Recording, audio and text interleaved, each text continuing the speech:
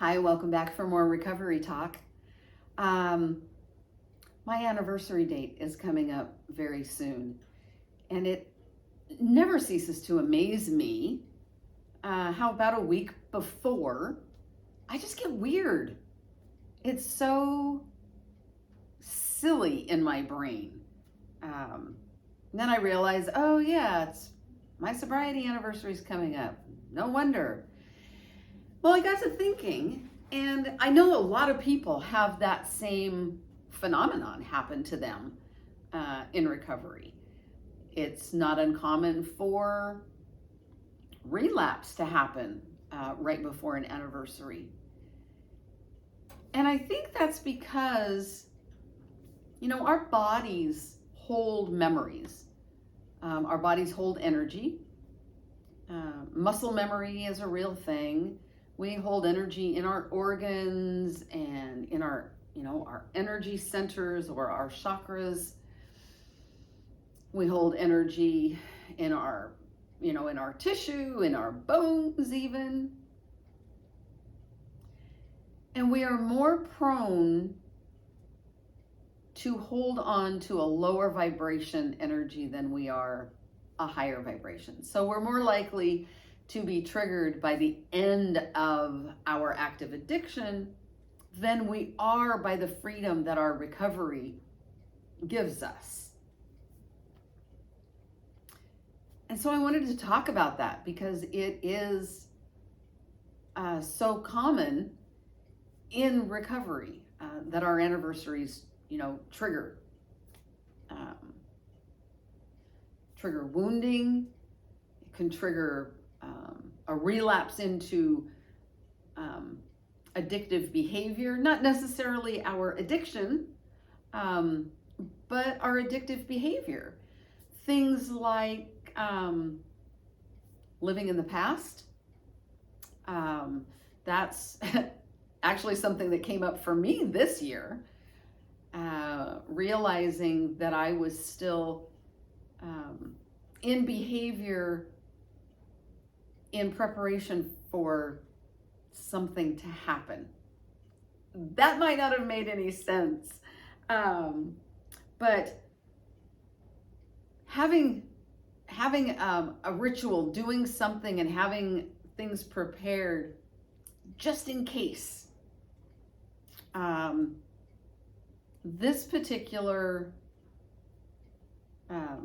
behavior for me was having a spare room set up basically just in case the kids come over. And by the kids, I'm talking about great nieces and great nephews, little ones. Well, I don't have any great nieces and nephews that live near me anymore. They're not coming over. And there's no reason for me to keep this room specifically for that purpose. And it kind of dawned on me that I'm still living in the past. That room was, basically meant for those kids when the house was remodeled. And even though they've moved away now, I'm still living in that fantasy world, if you will. And if I'm living in that fantasy world, I am certainly not living in my present life, my present day life. I'm not here enjoying what I have presently. I'm not really engaging in what I have in my life right now if part of my life is still living back in that old thought process. So I'm making a change. I'm changing that room. Now, I can still, in the event that, family happens to come visit, that room can still be made accessible for them. But I never thought about it that way. I was very black and white in my thinking, especially in my addiction. When I was drinking, I was very black and white in my thinking. And I've, kind of carried that through even 13 years later. While I'm getting better, I still tend to have a lot of that black and white thinking.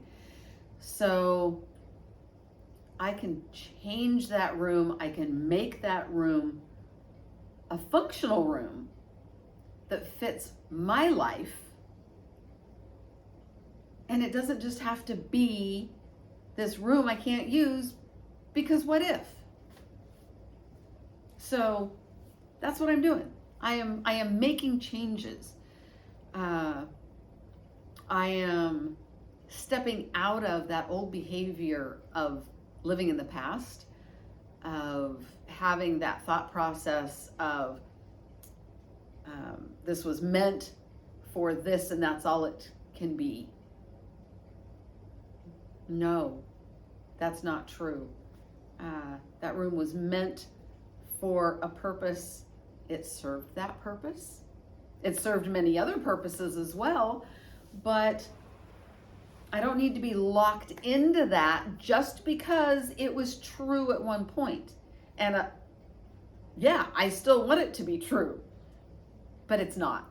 So being able to let go of that and move on and really change that room into something that I can use in my life today and help me be more present today in my life. Being stuck in the past is something that I've noticed to be a relative thing. It happens to everybody once in a while, but for people of addiction, people in recovery, it can be a real trap for us. I gotta turn this fire down. It can be a real trap to live in the past, to have an expectation that what we thought in the past, what we wanted in the past, what we experienced in the past is still what we want now, or is what we should be experiencing now. And it's just not true. We aren't the same person. Well, we weren't the same person that we were 5 minutes ago. I mean, to be honest, we are constantly changing and growing and evolving. And especially once we have entered recovery. When we've entered recovery, we are changing all the time. We're learning new things about ourselves. We're learning about behaviors we had, and we're learning new behaviors to engage in. And it's okay to let go of the past, to let go of an expectation, to let go of a desire. Sometimes, if we're living in the past, we're really living in a fantasy world. And it's okay to go, wow, I've really been living in a thought process that really doesn't exist. And it's okay to close that door, to make that change. It can be painful, but what we can do when we realize that, we can have gratitude for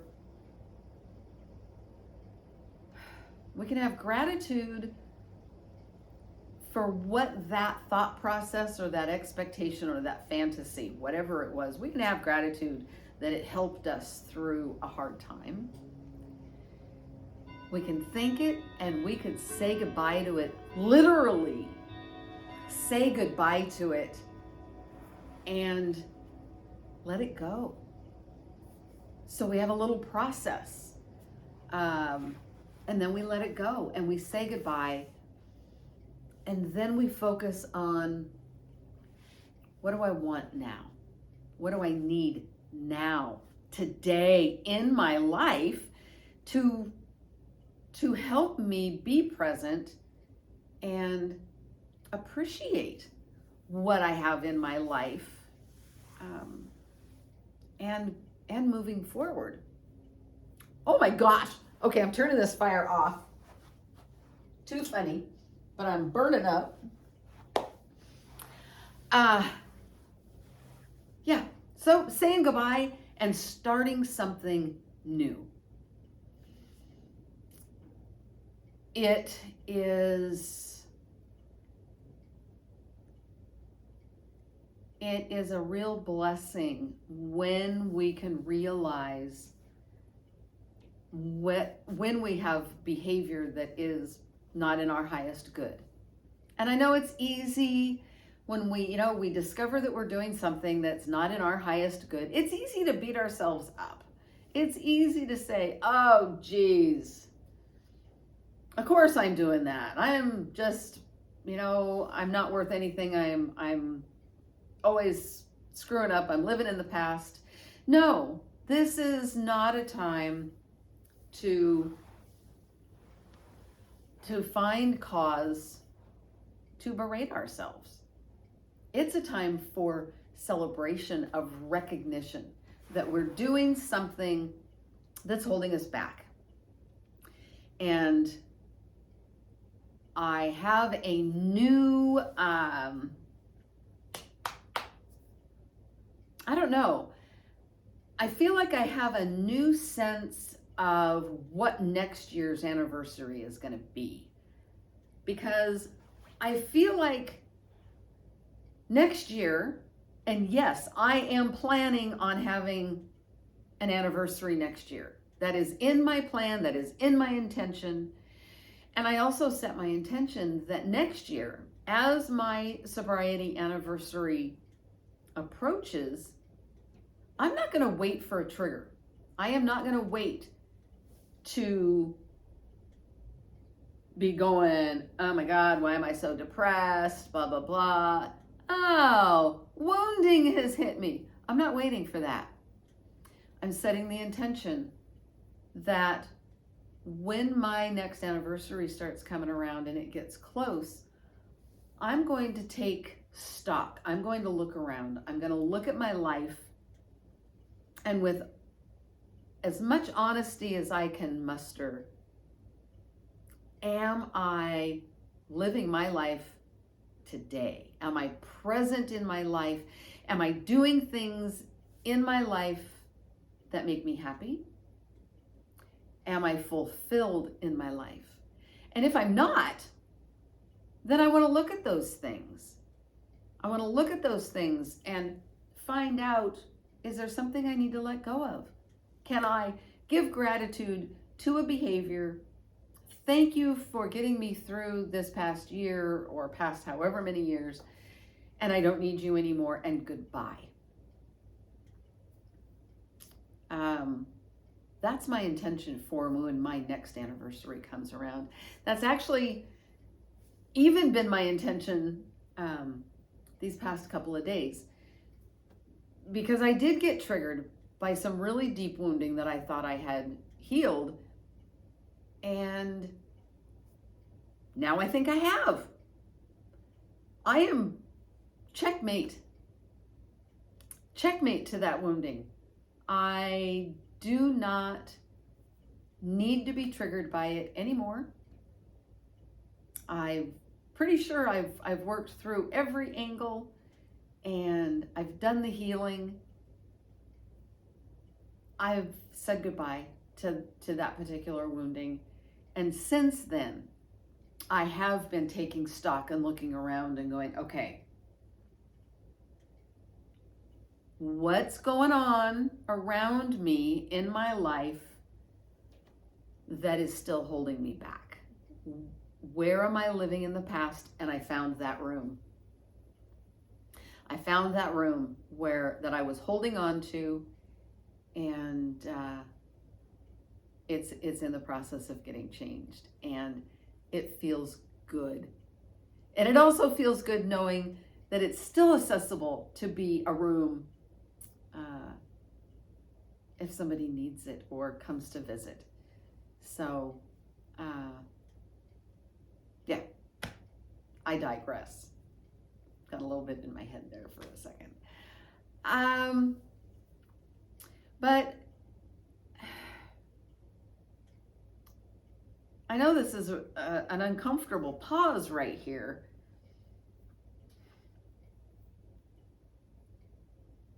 When an anniversary is coming, and an anniversary of either sobriety, or it could even be an anniversary of someone's death. An anniversary, an anniversary to where low vibrational feelings can come up. Sadness, grief, anger, resentment. Those types of anniversaries are very likely to trigger something within us. And that doesn't mean there's anything wrong with us. That doesn't mean that we have to go down that trigger rabbit hole and pick up the behavior of whatever that trigger is. We don't have to go through the grief again. It's an opportunity for us to look inside, look around us. Have we healed? Have we done what we need to do to really process whatever it was we had to go through, to process the emotions, the feelings, and the changes that we experienced in our life? With recovery, there is a huge upset in our life. And it takes a hot minute to wrap our heads around the changes that are involved in being in recovery and letting go of those addictive behaviors. And this is true whether you are addicted to alcohol, to drugs, to shopping, to a behavior. It really doesn't matter what the addiction is. It's still a huge process once we're in recovery of how it shifts our life out of focus, into focus, out of perspective, out of perspection, whatever that word is. It just shifts. And it takes a while to really wrap our head around what that new life is. And then every year when we come to that anniversary, we kind of fall back into that same whirlwind, and we just don't have to. I guess that is my main point, is that we just don't have to fall into that same old whirlwind that an anniversary can bring us to. Through healing, through processing the things that have happened to us, we can change how we react to these upcoming anniversaries. My intention is set for next year and every year after that I will not fall into that anniversary trap. I'm not going to wait for it. I'm not going to allow it to happen. I set my intention to be present and to really look at my life. Okay, my anniversary is coming. Where in my life do I need to focus some attention? What changes do I need to make? Where do I need to express gratitude? And what can I do differently so I can continue to be in recovery. Because when we go down that rabbit hole of chaos that anniversaries can bring, we can be on a slippery slope. And the more slopes that we can avoid in recovery, the better off we are. So I hope that something within this resonated with you, and I am honored to have your comments. If you want to reach out, you want to look into some energy healing around your addiction, you can send a message through the website at tcseverydaypsychics.com. And I appreciate you all joining me for these recovery talks. As clunky as they can be, I am honored that I have the opportunity to do them if it touches one person. That's awesome. Take care. I'll see you next time. Bye.